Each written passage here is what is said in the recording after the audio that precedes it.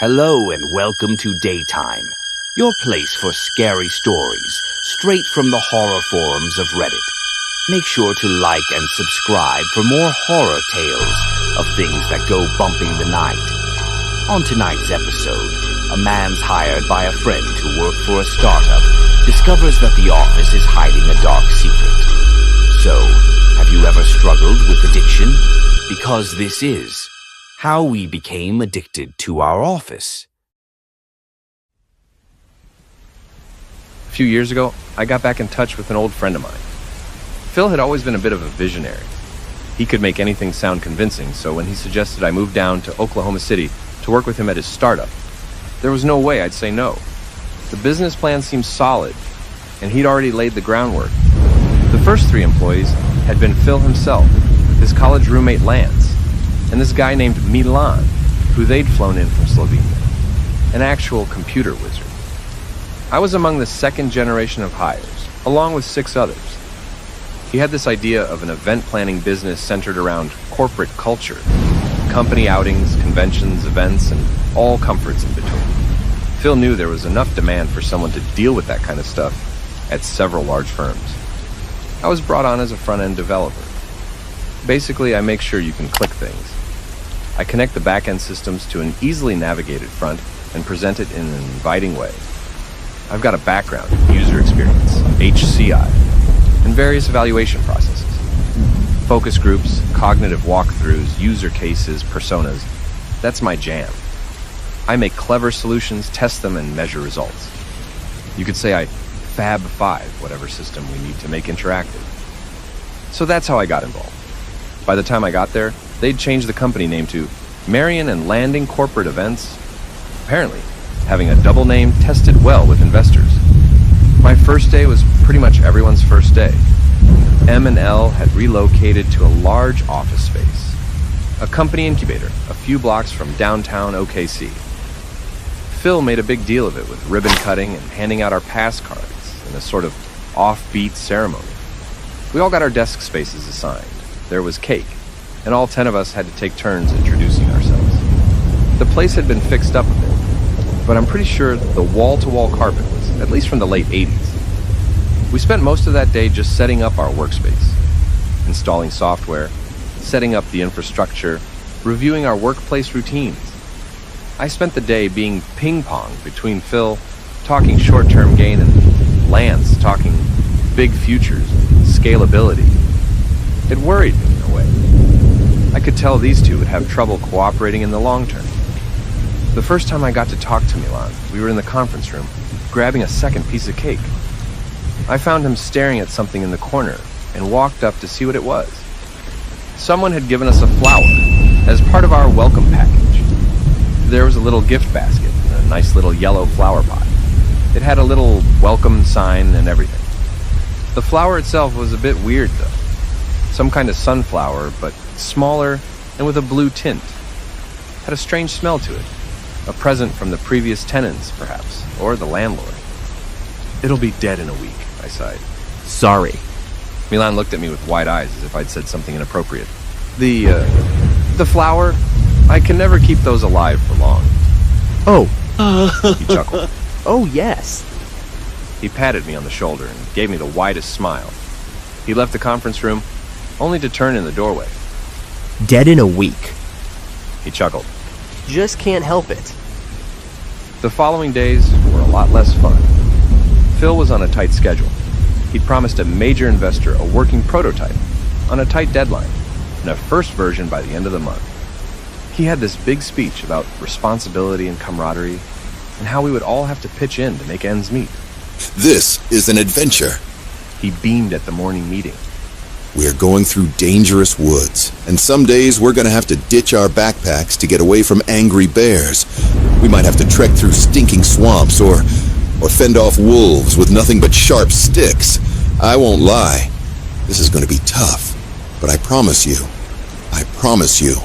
that at the end of that journey, there'll be a beautiful meadow. I listened to the best of my ability, but I couldn't ignore that our new office flower was already looking a bit beat. And it had only been a day.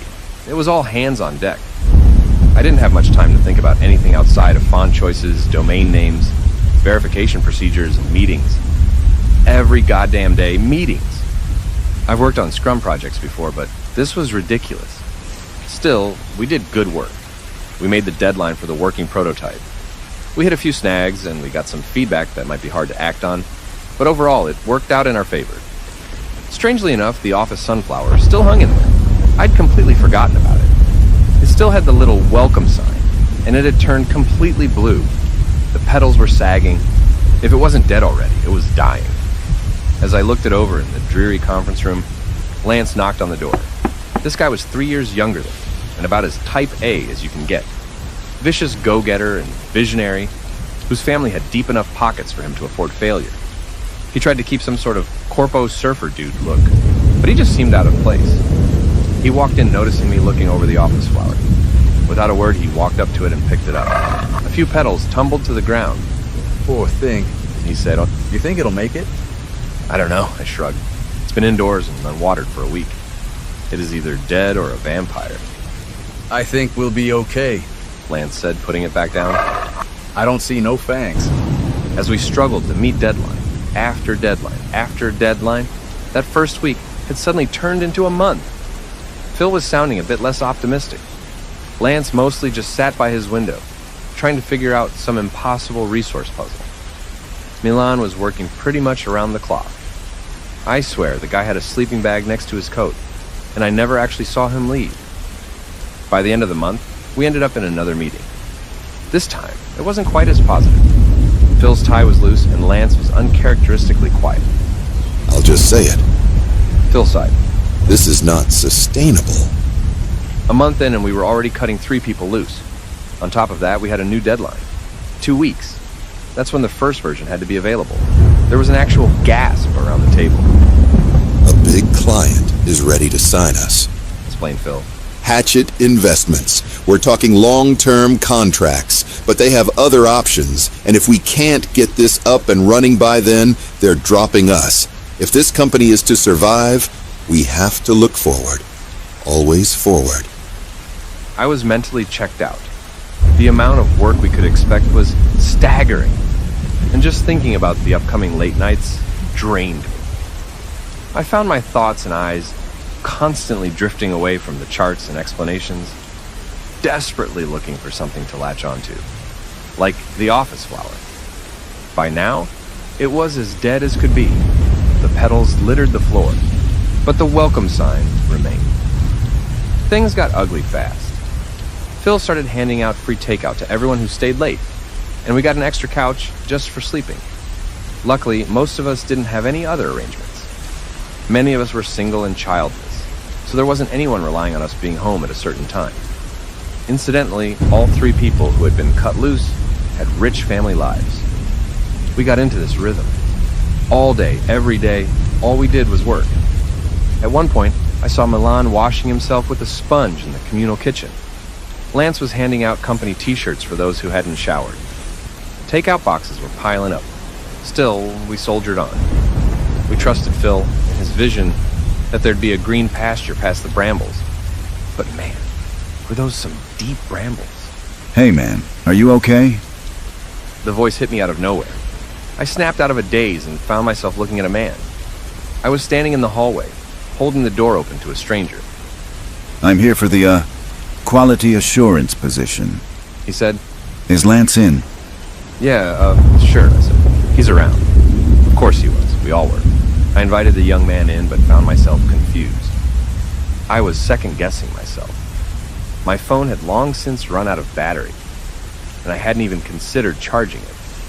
I looked at the young man, who kept shifting his eyes at me. Excuse me, but my phone is broken. It's the 15th, right? I asked. 18th. He answered. Surprised to see you guys working Saturdays. So was I. I'd thought it was a Wednesday. I walked up to Phil, who was half asleep at his desk. I saw Lance invite the young man into the conference room, right across from the dead office flower. No one had had time to clean it up. I'm gonna head home, I said. Get a fresh pair, shower, have some fruit. Yeah, you do that. mumbled Phil as he shifted in his seat. His face was stuck to his keyboard, leaving deep marks on his chin. Get back soon. Just a few hours, I yawned. I'll get the presentation done by the morning meeting. No slacking. None. I headed out the door, but as soon as I stepped out, I had this violent coughing attack. It felt like I'd tried to inhale a handful of needles, as tiny pricks of pain invaded my throat. I leaned against the wall, gasping for air. I don't suffer from allergies or asthma, but I can imagine this being something similar. For a moment, it just felt like I was dying. Like my body was rejecting something foreign. I scrambled back into the office as my coworkers stared daggers at me. I downed 3 glasses of tap water and hunched over the kitchen sink. The pain subsided. A brief calm settled in my chest as the sound of my heartbeat turned down from a banging assault rifle to a soft, steady drum. I figured I might as well get back to work. But it wasn't that simple. By the time I got back to my desk, I looked around. It occurred to me that pretty much no one was working anymore. Milan was half asleep on the couch, swiping on Tinder. Phil was fast asleep at his desk. My other 3 colleagues were either browsing social media or blankly staring out the window, wrapped in a blanket. At some point, we'd all just stop. We were just living there. The young man that Lance had interviewed hurried out of the conference room. I could see Lance leaning back in his chair, taking a sitting nap. Had he fallen asleep during the interview? I hurried to catch up to the young man, waving him down by the entrance. "Excuse me," I said. "Everything okay in there?" I'm sorry, but I can't work in this environment. That guy is clearly on drugs. Half of you seem to be having a mental breakdown, and The young man stammered, waving his arms around. And the smell. And I'm not just talking about the pizza boxes, man. It's something in the walls. Like old bread or something. Can't you smell it? The pizza boxes, sure, but I took a few deep breaths. No biggie. A bit dusty, but that was it. I just looked at him and shrugged. Y'all got problems. He said, shaking his head. Good luck. I got back to my desk and placed my hand on my comfortable office chair. I could just plop back down and try to get the presentation done. But had I already given up on going home? That was fast. I decided to try again. I buttoned up my jacket, took another swig of water, and walked out the door. I made it 20 steps. That sharp pain came back to my throat, spreading like a burning centipede all the way down to my diaphragm. It was this black, all-consuming pain. Blinding, violent, medical condition kind of pain. I just lay there, gasping for air. I couldn't move. My eyes were watering, and I could feel tension building in my head. My chest was caving in on itself as my body turned over every nook and cranny, looking for oxygen. All I'd done was walk out the door. Now I lay dying in the corridor. My vision was just a pin, a speck of light, but gradually I could feel the coil loosening over my chest. I was being moved. An eternity later, I found myself on the sleeping couch, being gently slapped awake. Milan looked down at me, trying to force that wide smile back. It didn't work. It didn't look genuine against those sunken, exhausted eyes. Don't push too hard. He nodded. Dead in a week. Dead in a week, I agreed. He chuckled, patted me on the shoulder, and wandered off. I stayed there, trying to figure out what was happening. Once the chest pain subsided and my throat was cleared, I decided to test this further. So, it turns out, I physically couldn't leave the office. It wasn't a matter of distance, but time. The longer I was out of the office, the worse I got. Even a single step outside the door and I began feeling symptoms of asphyxiation. But it seemed like I was the only one who cared. Everyone else was either asleep or just lounging. I tried talking to Milan again, but he didn't seem to understand. I tried waking Phil, but he just dismissed me.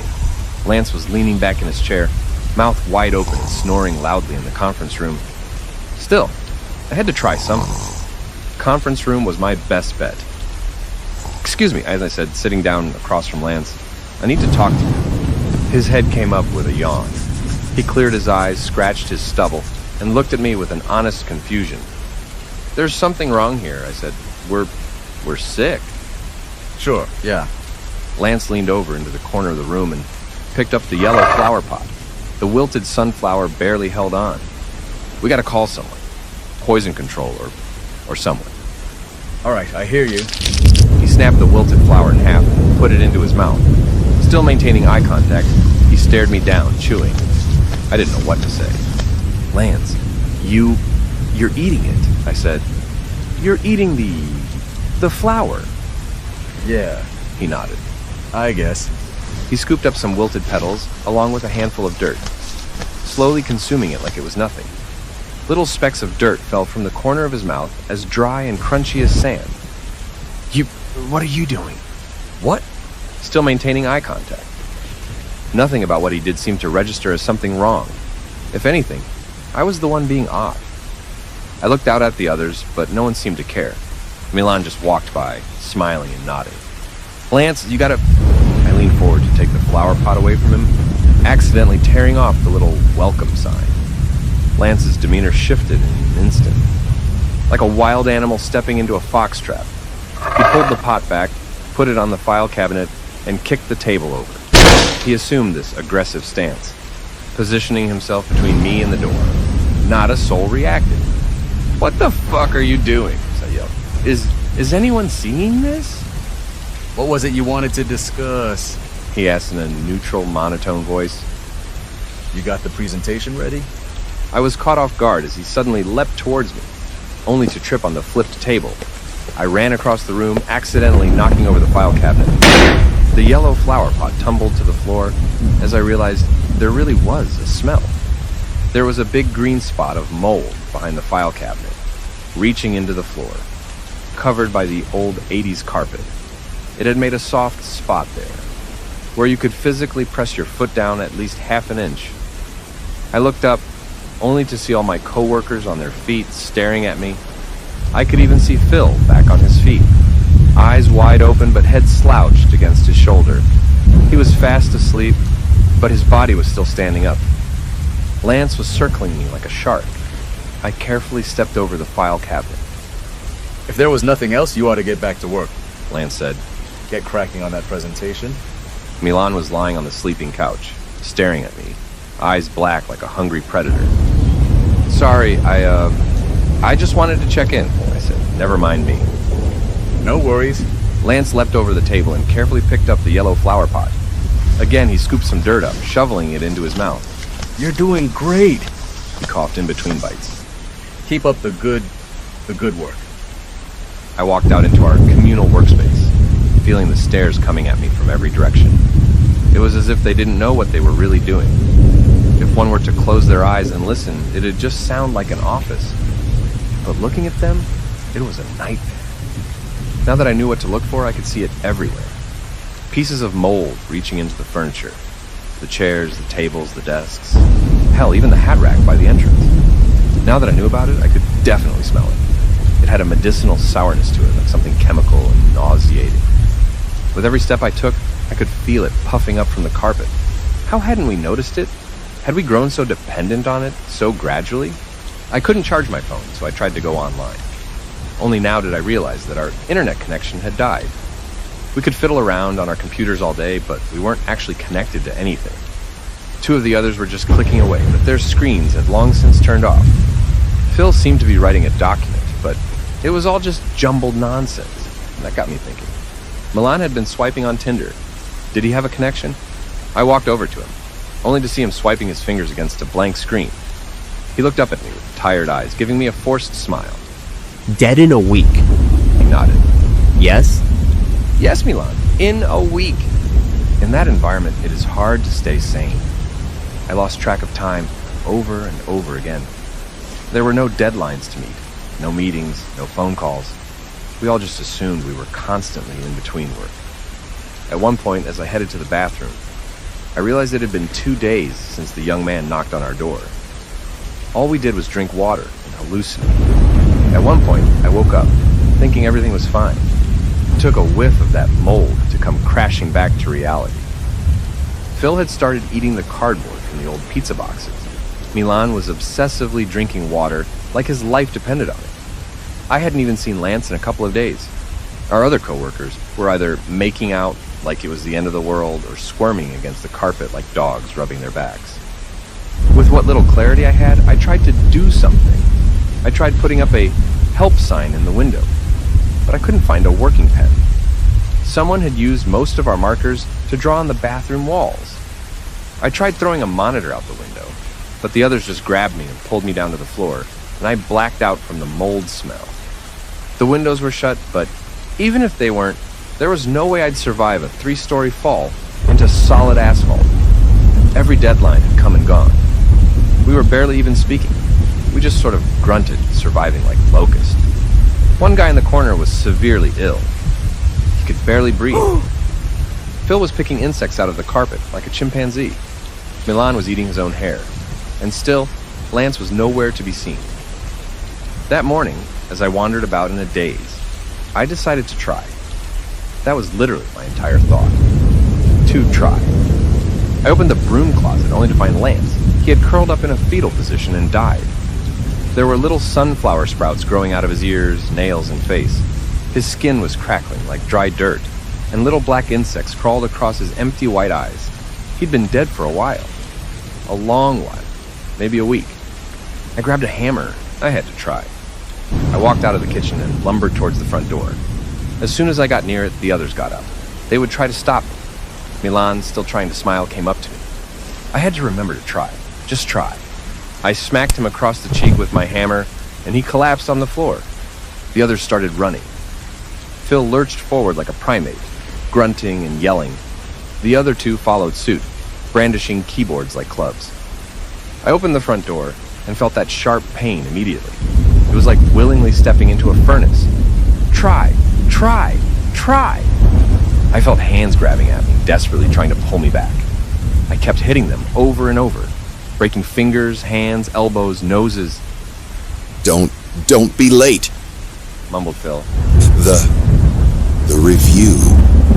You're on for 9 o'clock on your desk in an hour. And then Milan looked up at me from the floor, his forced smile missing a tooth. Dead. In a week. Finally, as my crusty M&L Company t-shirt failed me, I stumbled into the hallway. I just ran. I ran forward and they refused to follow. Like animals recoiling from flame, they retreated.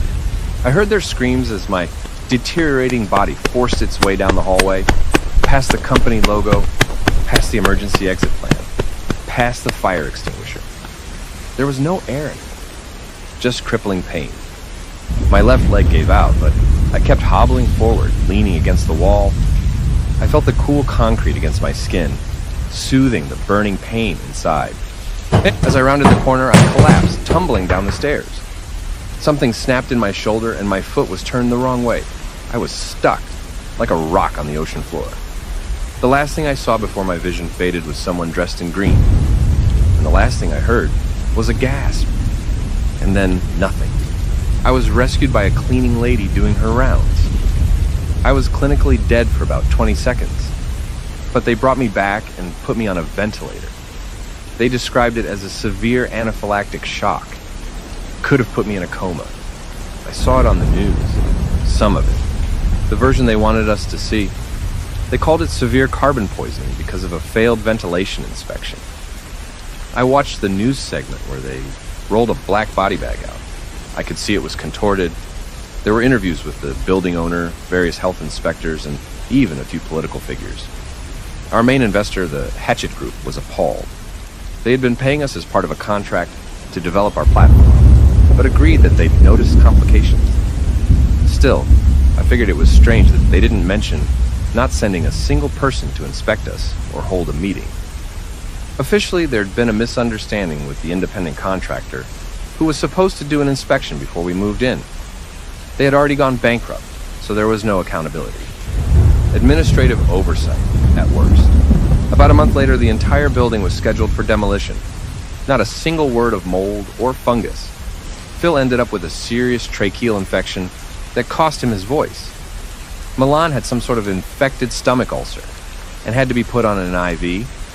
Last thing I heard of him was that he was in a wheelchair, still coding though. The other two? They seemingly disappeared off the face of the earth. They were kept out of the papers and were only briefly seen on the news segment. I think one of them moved to Minnesota. The other, I don't know. This was a few years ago, and I've only recently started to remember things more clearly. It's like a fog slowly lifting from my mind. I moved back to my hometown of Juniper to get away from all this. Got a job as a part-time teacher. I want this as a sort of record if something were to happen to me. Because I recently found a strange blue plant growing in my backyard, and I have this dreadful feeling in the pit of my stomach that I might be dead in a week.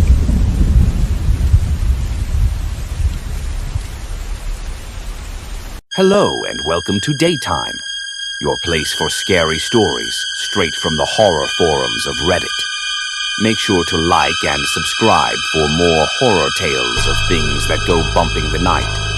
On tonight's episode, a man with a string of bad luck. It's a job at a prison when a strange man seems to know him all too well. So, whatever you do, stay away from the blue-handed inmate.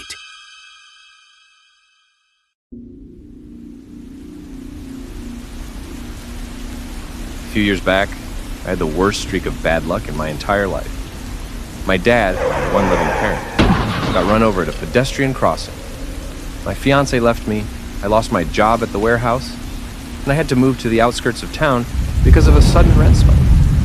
My one stroke of good luck was my friend Garrett. He mainly worked the commissary at a nearby prison, and he told me they were looking for more people, mainly night crew, but the pay was solid. There was a trial period and 2 weeks of on-the-job learning, but it was all paid for. In my position, how could I say no? So I started my job as a corrections officer just outside of Tomskog, Minnesota. The place was partly owned by a private company, but it was basically the same logo you'd see all over town. Hatchet Pharma has a finger in everything around here. I got the uniform, I met the inmates. I went through the routine, and I got to know who to keep my eyes on. I had to fire my taser after 3 weeks on the job, but that was pretty much the highlight. Most of the time is just sitting around, waiting for something to happen or breaking up loud conversations. It's not as dramatic as it sounds, but you gotta be ready for when it counts. In December of 2021, I was assigned to a new route. One of the people working with inmates in solitary confinement had to quit over a health scare, and I was next in line to take his place. It was still a night gig, but in a deeply disturbing part of the jail. Now, I won't paint it to be something it's not. Isolation is just a whole bunch of people keeping to themselves. Usually, not even that many. Sure, the Tomskog facility has a slightly higher solitary capacity than normal, but we're talking 10 to 20% at most. Still, you need someone there at all times. You never know what they can come up with, and they're trickier than they look. There was this one guy at the end of the hall who just gave me the creeps.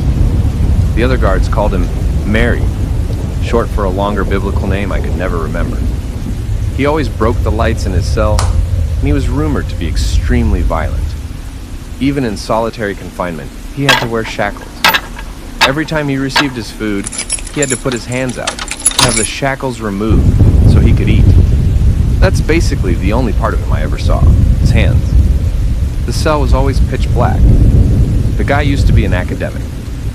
Mary had 3 doctorates, but one day he just snapped. Killed 3 of his students. He also had some kind of chemical burn on his arms, leaving most of the skin on his hands discolored. Silver poisoning, possibly. Even his files were strange, stamped with a sort of blue flower. Most inmates had a stamp on their file, but he was the only one with a sunflower. The guy refused to eat during the day, so I was the one to feed him on the night shift. Every time I removed those shackles, I'd see those gnarled blue hands reach for me, or the tray, whichever. One of those nights, we were having beef stew. Nothing fancy to look at, but the thing smelled divine. I brought him some bread on the side, a little Jell-O box, and a bottle of water. Everyone else was fast asleep, apart from a newbie who couldn't stop crying at the end of the corridor. Same procedure as last time, I said, hands up front. Those elongated fingers slowly slid out, as if giving me an invisible fruit. The shackles clattered. I put down the tray, got the keys, and started twisting the locks back and forth. These were always a pain to deal with. You're going to let me out. Mary said, "Oh, I need you to, so you're going to. Yeah, I don't see that happening, buddy. I unlocked his shackles and fetched his tray. He took it, but lingered for a second. You're going to. He said with no hint of a joke. It's already decided. Well, no one showed me that memo, I chuckled. You good in there? Someone said bad things happened to you, Mary said. and that's why you're here. Well, that makes two of us. Have a nice dinner. I walked away, but couldn't help but to look back as those long fingers slid back inside the dark room. Gave me the creeps every time. And sure, I had to get the tray and cuff him back up in a bit, but that was just part of the job. The next night was fish sticks. Not too shabby, but far from fresh. There were only 3 people in solitary that night. 2 guys who tried to kill each other, and Mary. Always Mary. As soon as I approached, those blue hands slid back out. I had to look away. There was something about the texture of his hands that made me feel weird. Like they were always a bit too slick. Like a thin cover of soap. This time, he didn't skip a beat. You're going to let me out, He said, it's already decided. You keep saying it, but this door seems just as sturdy today as it did yesterday.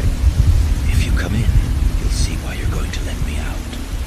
You mean if I open this door without any kind of backup or supervision? Yeah, I got a pretty good idea why you'd get out if I did. That's not it. I unlocked his shackles and he took his tray. It disappeared into the darkness, but Mary kept talking. You being here is proof that I made it, He said, that I'll get out. I'm not following. They told me you lost a lot of things. Your dad, your girl, your apartment. There was poison in his words. Deep, seething poison. I'll be honest, I wanted to break his goddamn hands when he said it. But what bothered me more was where he'd heard it from. There was no one around to talk to him. And as a rule, we didn't talk to inmates about our personal lives. Neither our own, nor that of other employees. Someone must have slipped up. Look, that's personal, I said to him. That's none of your business. Then how do I know your dad got hit by a white Corolla? I banged on the door. I didn't even know why. It was just this instinctual reaction to shut him up. But of course, that just made him laugh. How the hell did he know? It had been a hit and run, and the color of the car was only a footnote in the police report. That's not funny, I spat. And you're not making any new friends by being an asshole. I don't care, little man, He continued. because you're going to let Mr. out. Not on my goddamn life. I took the tray back from him before he finished his dinner, and I shackled him right back up. He didn't resist. It shut him up for a while, but it was a faint victory. I asked to be transferred to another shift, but there just wasn't any other people available. Hiring was rough. We were basically on our own. If we lost one person to sickness, we'd be shit out of luck at that point. So, no, there was no option to switch. It couldn't be done. I didn't want to go back to Mary. I really didn't. I didn't know who was talking to him, and I didn't like what he was saying. I'd checked and double-checked, and there was no mistaking that white Corolla. It had gone 60 on a 30 bias street and killed him on impact before disappearing down a dirt road. The thing was just gone. The police said it might have been deliberate, that it was too fast to be an accident. And in my mind's eye, I could see blue hands on the steering wheel. When I walked up to Mary's cell with a tray of meatballs and mashed potatoes, I was genuinely scared of what he might say.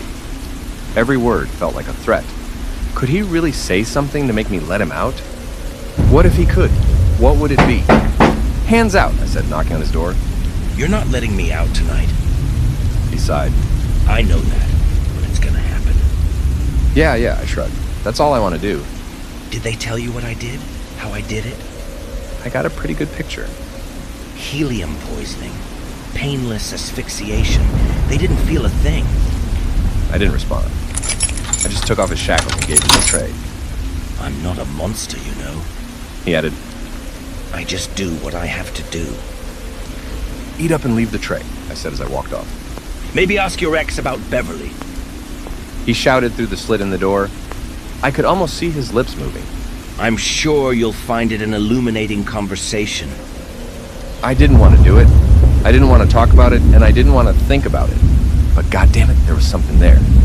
In the last fight we'd had, she'd shouted at me. Beverly. I didn't know a Beverly, and at that moment, I didn't care. But it was such a specific name. The The chance that Mary just picked it up on random was improbable.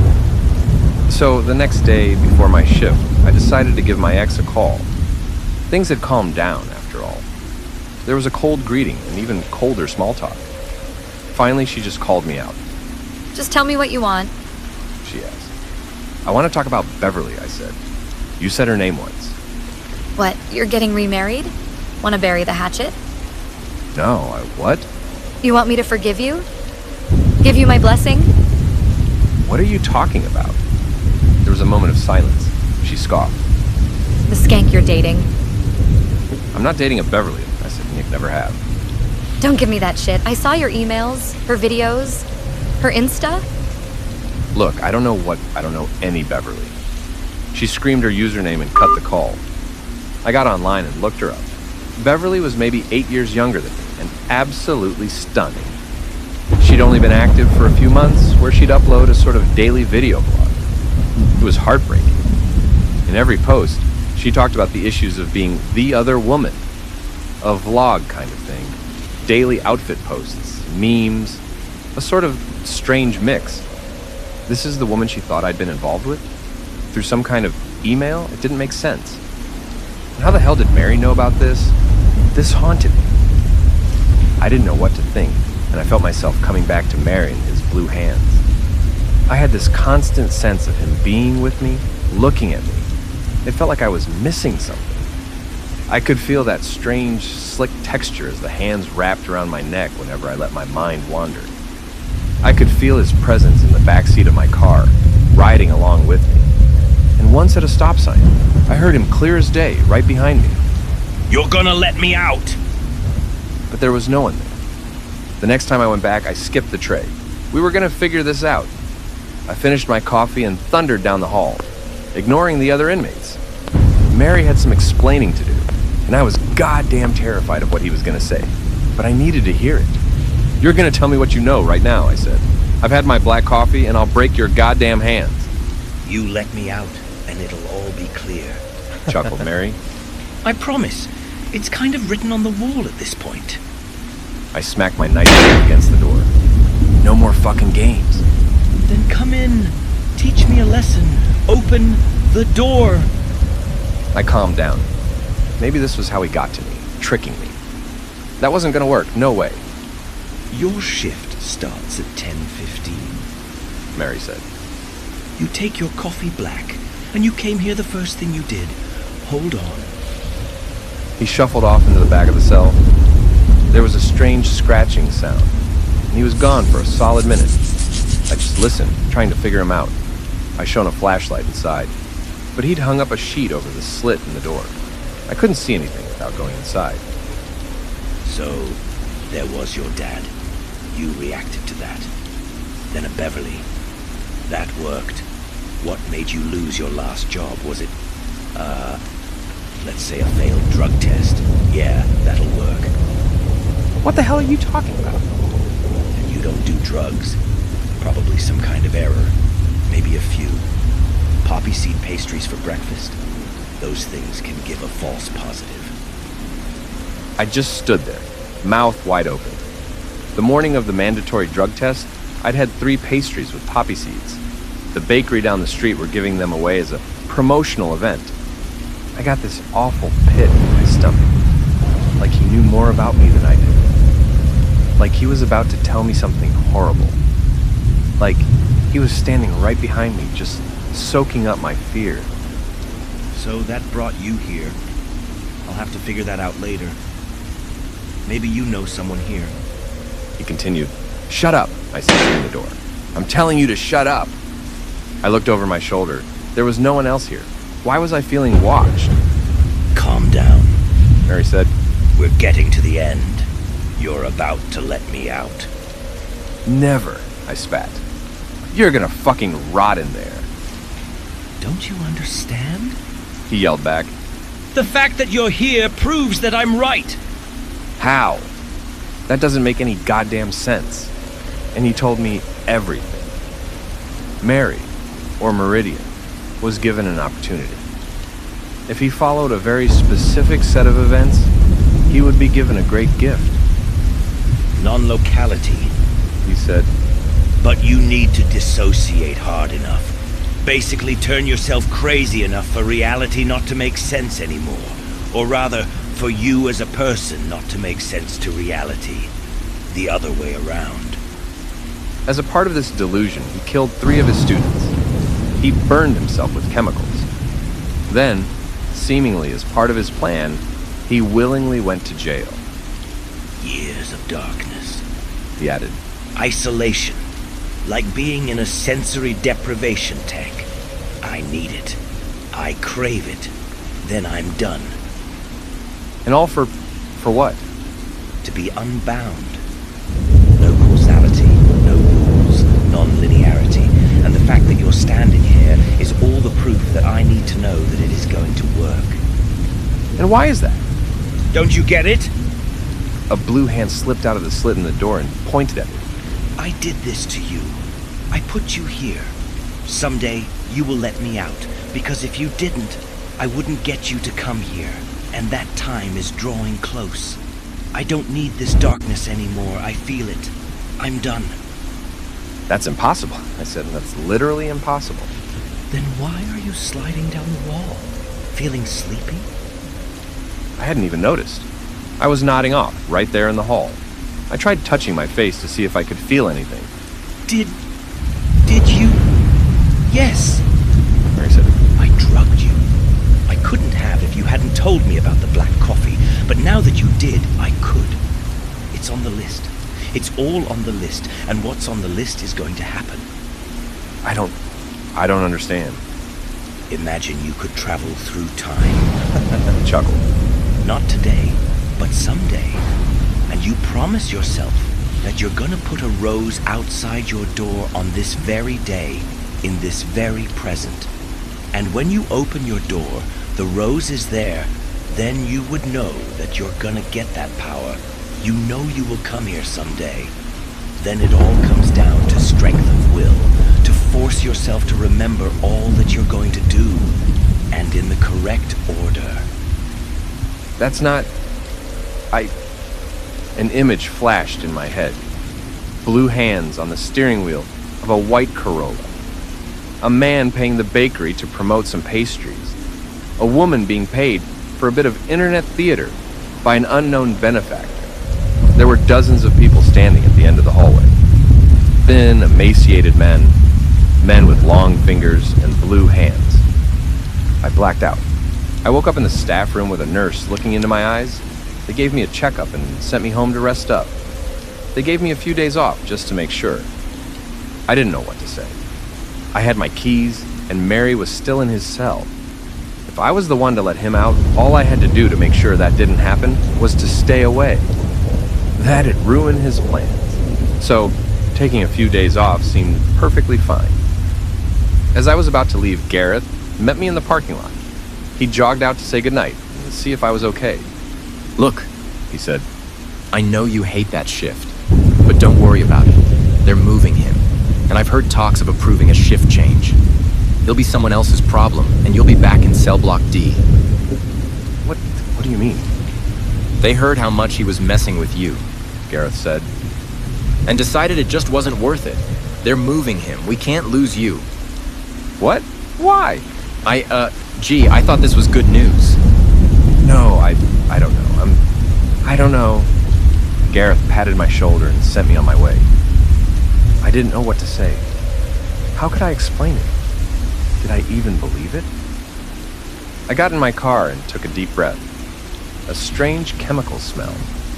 I noticed something on the passenger seat. A letter. I took a deep breath and opened it. Thanks for the help. It said, This one's on me.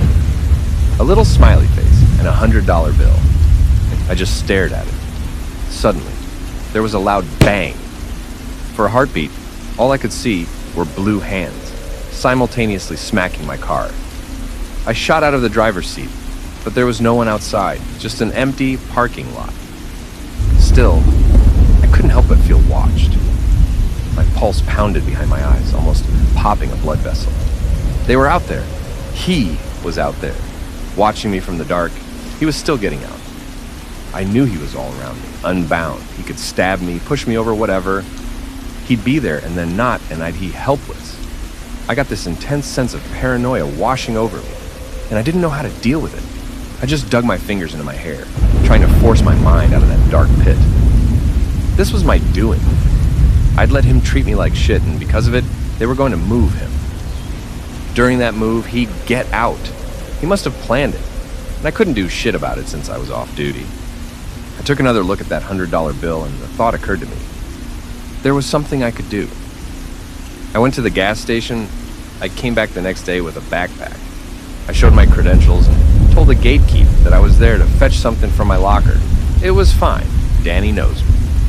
I got in on the day shift and waved at the others. A few of them asked how I was doing, what I was doing, the regular chit-chat. All smiles and waves. Prison transfers takes place in the early afternoon. It'll only be a short walk, but that might be all he needed to escape. I used my keys to get past cell block D. I knew I'd get stuck on camera, but I also knew that the prisoners were out in the yard. No one was watching the tapes. Not this close to lunch. I walked straight into the solitary ward and all the way up to Mary's door. Wait, He said, you're here? "Yeah. No, that doesn't make any sense. Send me home then. Have someone shoot me. I'm waiting." No, wait, that doesn't... Hold on! There was a shuffle as Mary hurried into the back of his cell. I couldn't feel them here. We were alone. I unzipped my backpack and took out a door stopper. I shoved it under the door. That thing wasn't moving anytime soon. I stepped over to the fire alarm and pulled the handle. The emergency doors opened with a violent blaring siren. Every door swung open, but Mary's. I was lucky that time. No one in the solitary ward but Mary and I. Hold on. What are you doing? I took out one more thing from my backpack, a can of gasoline.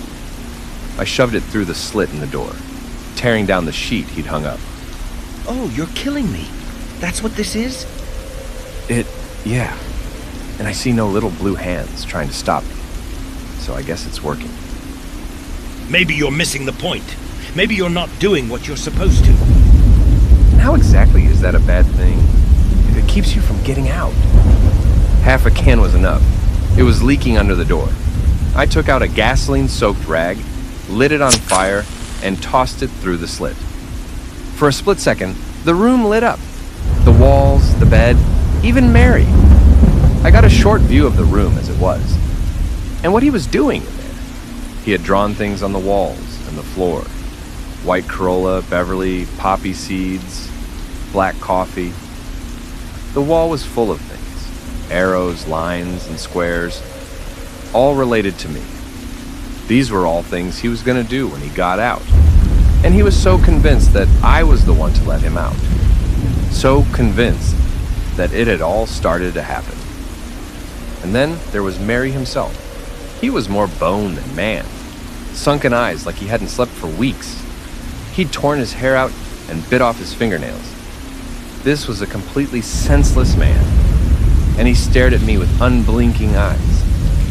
But in that moment, as the flames started to lick him and the fire spread into the hallway, he looked me in the eyes and smiled.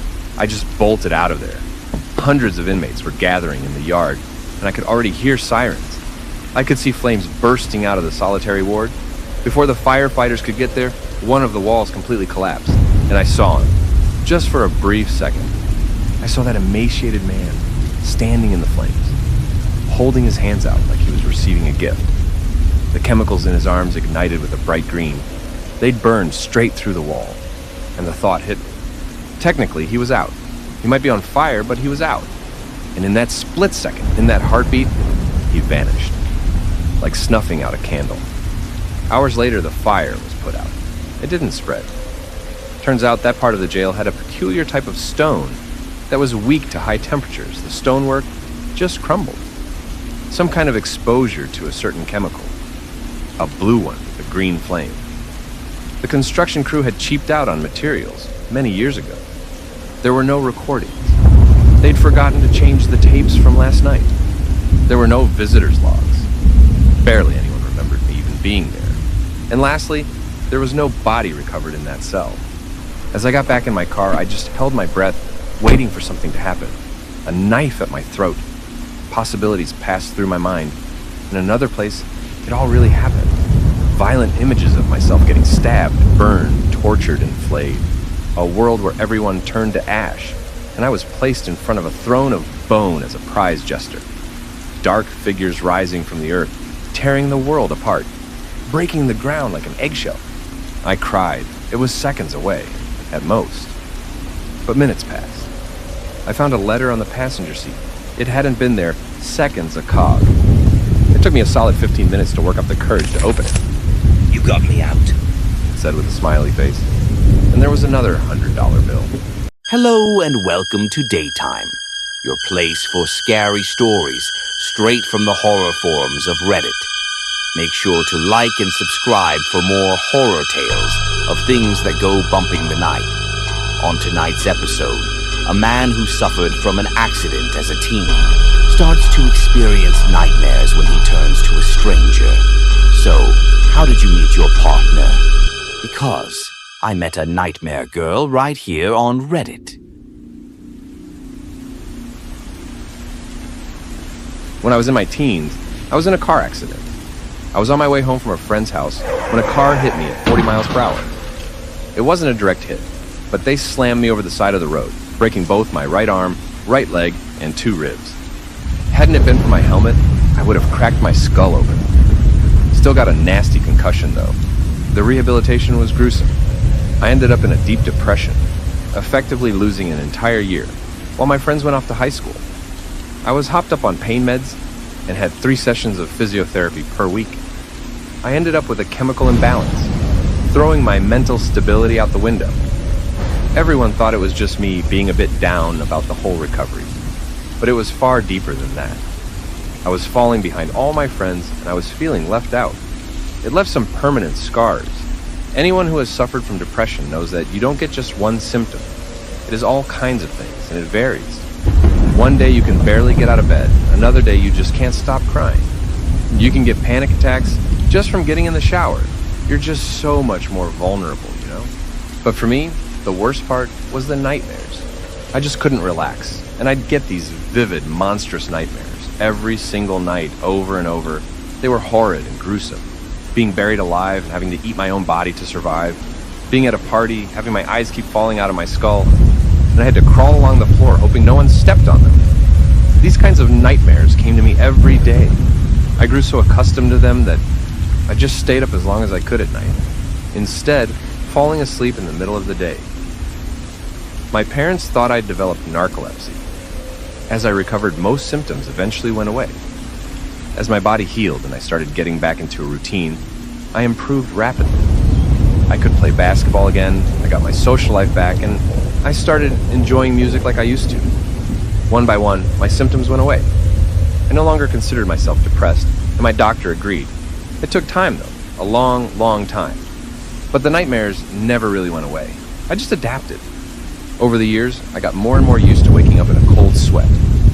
I started keeping sleep timers that I strictly adhered to, and I abused caffeine in the afternoon on days where the nightmares got the better of me. Over time, I started forgetting what I'd even dreamt.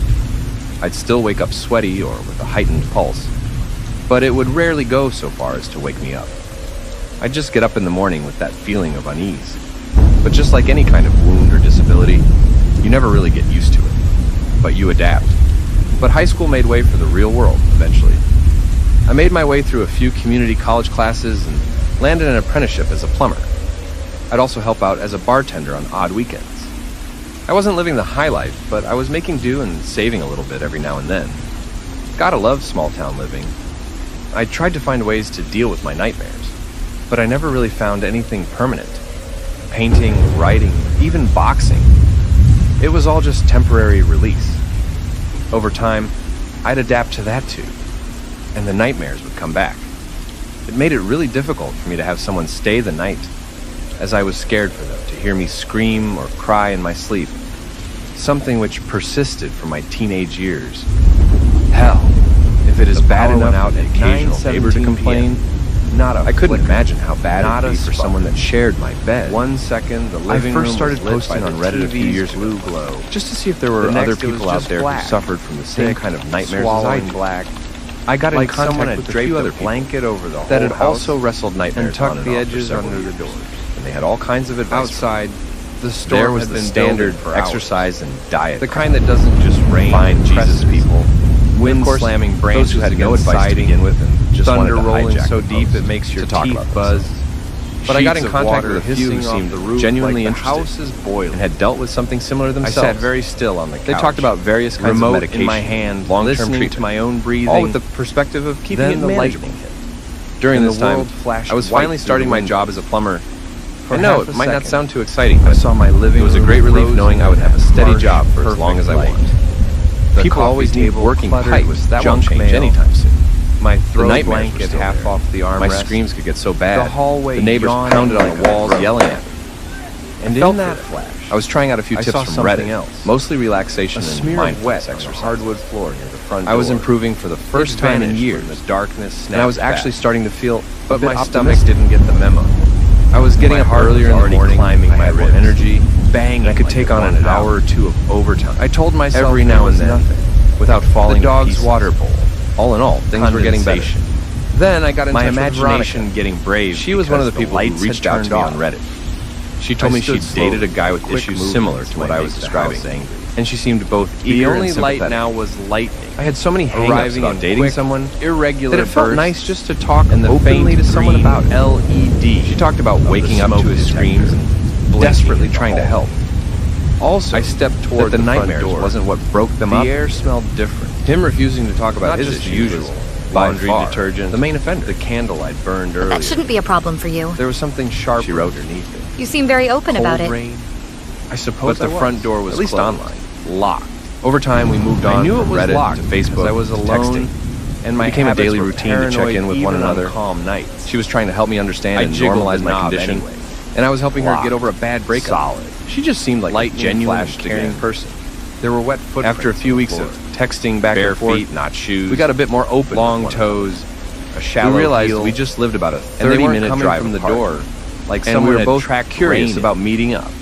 We decided on a casual, like someone had been standing inside my house, just to have a coffee and try out the chemistry, and then walked out. Of course, it wasn't that simple. The storm boomed so Veronica was as kind as she was beautiful, and I had a smile hard enough warm as her hair. My neck was long. I backed up. Just seeing her across the cafe made me fall in love with Prince. Then again, maybe I'd been in love all along. That might have been the first time I admitted it. At the chain latch. That coffee turned into a long walk, a dinner, and a couple of glasses of wine. Nothing moved. 13 hours later, handle turning, I was standing outside her door, trying to pry myself away from shadow. Just the storm screaming outside like it was trying to get in. I could have stayed there until sunrise. I grabbed my phone. But we decided we'd meet again the next day. No service. So we did. One thing led to another, and we started meeting every weekend. Don't just kill power. It wasn't long until the talking took a backseat to kissing and more. She was so warm and gentle, every movement deliberate and sensual, catching dust motes. Sometimes I'd stay over at her place, sometimes she'd stay over with me. Within a month, I had a spare toothbrush slower in my bathroom, and my skin prickled. We were more often than not, I realized something hers was a bit impersonal. The prints were spaced, but it wasn't all roses too close together. Like whoever made them was walking carefully, with a measured, quiet. At first, not drunk. I thought it was because I was excited or exhausted. Sneaking. I tried to explain it away, trembled. It always came back to Veronica. I called, and my voice. The more time I spent with her, swallowed by the house. I slept. If someone's in here, she was so understanding. She comforted me more stupid. She sat loud and woke up at night. The storm. She was nothing but support. Crack of thunder. But it was getting unbearable. It made the windows vibrate. Veronica tried to make me relax. She figured I just had to adjust to not sleeping alone and tried to breathe, argued that it would all go away and ruin my own life. If anything, we just needed to spend more time together. I stepped toward the kitchen. Because the kitchen, the solution seemed obvious. And because I didn't know what else to do. My nightmares were worse than ever. They weren't going away. Slaps on the tile. Before I'd forget them come morning. Every sound I made seemed amplified. Instead, it felt like my mind was marinating, keeping score. Constant, relentless. I reached the knife block. Pulled out the dream about my hair turning into immediately felt ridiculous, biting me as I laid down. Some suburban horror movie. I'd dream about my brain melting out of my ears. My fingers tightened around the handle like it mattered in with my hands. I turned back. I'd dream about dying in a fire,